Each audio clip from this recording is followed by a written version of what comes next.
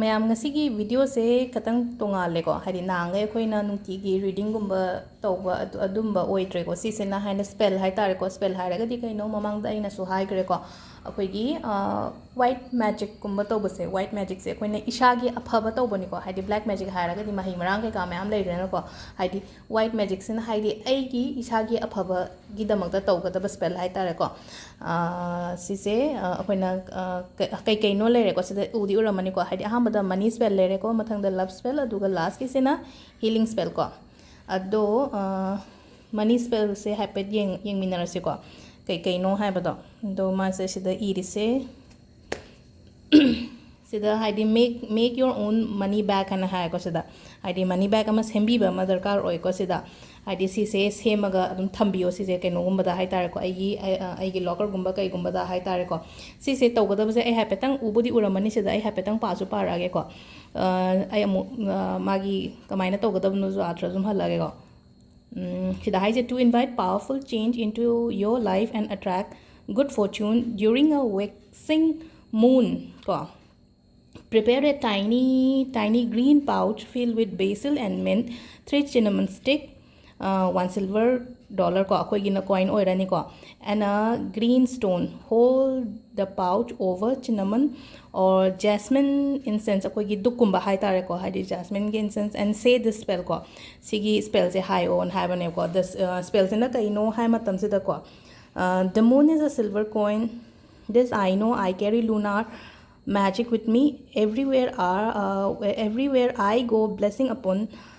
thee and me as my abundance grow ko see say at the give them carry this powerful pouch with you as you go about your day and soon blessing will shower down upon you see gi hiding as hagi see pouch hai tarang sai gi sengau gum bane phana sem doi si ko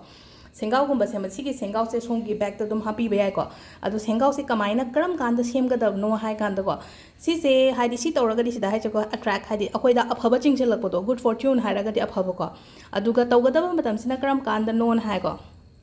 during a waxing moon hai raga di ne akoi gi thasi ga punima ga gi marak ta leba numit ngai se ko sida ama heta tawba yai ko aduga khitang patak tawba ko haidi green color gi pouch hai tare ko green color ki bag ni khangde haidi chain gumba panba natraga haidi sengau gumba macha ni khangde ko atuda hapkada se kai kai no ko basil and mint ko basil and mint haidi kai no khara tulsi mana khara ko aduga mint sina khoi gi nushida khai tare ko nushida khatang ama happy rani aduga cinnamon stick keno je khoi gi keno se kari using sa se si se hapani ko adu silver coin amaga hapiro ko aduga green stone amaga ko aduga sigi pouch se haidi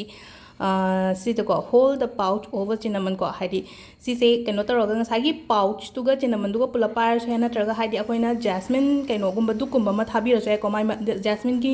magi manam chen ba hai tare ko adu ngasagi sigi spell se ubreng bio ko sida yong ko hapetang adum sida post toraga hapetang ithoke su ithokpiyo ai makha da ira suira ke ko silai re haiga da spell sina ko adu si sina khoi gi money spell gi aham bagi sina do mathangi love spell gi yengminar si ko mo love spell gi sina sida hai ko sida hai ri se khatang blur chat pramale na camera sida shoot tawri se ai hapetang adum hai di keno torog adum parage ko sida hai ko set up a small table and cover it with a red scarf or cloth ko hai di akoina table ama se ai gi table du da hai di red scarf natraga phi ama to biro ko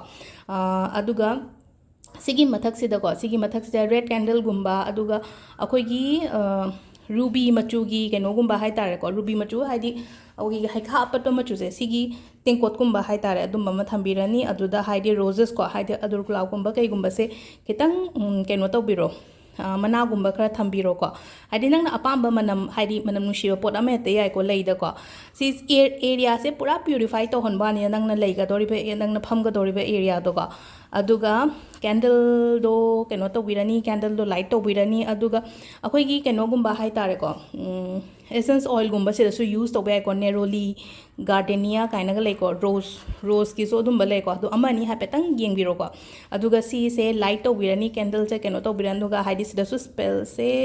se le ure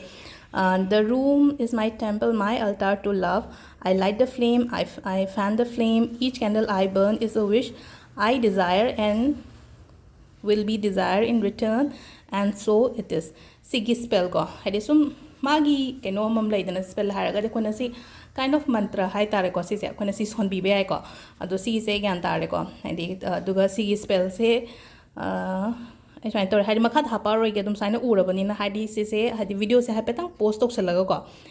note down to ge se tok thok piro ko do sida lere ko khogi keno sina ko love spell sina Quite last case, a healing spell. Healing spell is that the keno delay hadi keno ma koina shon gada badi kem yaw tre ko adu sida hai hadi akoigi phamung phanung se phajana thabi ba hai tare ko aigi phamung hadi bed sheet kari gram am se phajana nana thabi ba ma adu ga sida portions haira gadi ma nangi ka do hadi manam chelhan doi ne aphaba me ama ko adu sida hadi keno se phajana tharani no ko hana कोगी मोपाफिदा करी क्रासे फजना खितंग केनो तौरको याम clean Oinam थाबिरो दुगा bottle मचा अमा लौबिरो को bottle मचा अमा लौरगा हाइदि lavender oil से drop मरी अमा अदगी चमोली ऑयल से ड्रॉप अहुम अमा अदगी ऑरेंज ऑयल से ड्रॉप अहुम को ounce of distil spring water को अदो सी से केनो तौरगा हाइपेतंग बॉटल से दा हापगा शेक तौबिरगा सी गी स्प्रे से हाइदि नंगी केनो दुदा हाइदि को 15 minutes ko haidi 15 minutes before you retire ko nang tum dringi mamang gumba sida ko sigi akogi spray se nangi phamung gi bed sheet adegi bath towel pillow kari gram me am sida loina ma keno to biyo ko ado sida you may want to keep a dream journal by your bed to record what happened during the night haidi sum si se to wiraga di amu hena mang tumba ko pa nuai ta ba ko ta ba leraga su phagani ko yamna ado sida lere healing spell gi sina ko ado ngasigi spell gi se hoi khatang di khara di tonga le si se hadi pochai ma'am hai se hadi sigi kaino se sigi deck hai tare ko sigi card chana hadi khoi gi india gi oi banate adu duna hadi ma gi ngasai gi mana piri ba pot ma'am se aina sida spell gi ma'am yam ko sida yaur bi spell se 100 ne ba 100 spell se da moina instructions akhoi da piri ba ma'am se akhoi sai da phang da ba leye adu duna aina sakat laga hai tare ko sida akhoi na phang ga da ba pochai ke ka do lei ga da ba do adu maina adu gi matung ina aina sem bani ko sigi video se ado ngasigi video di sida leire ma'am thank you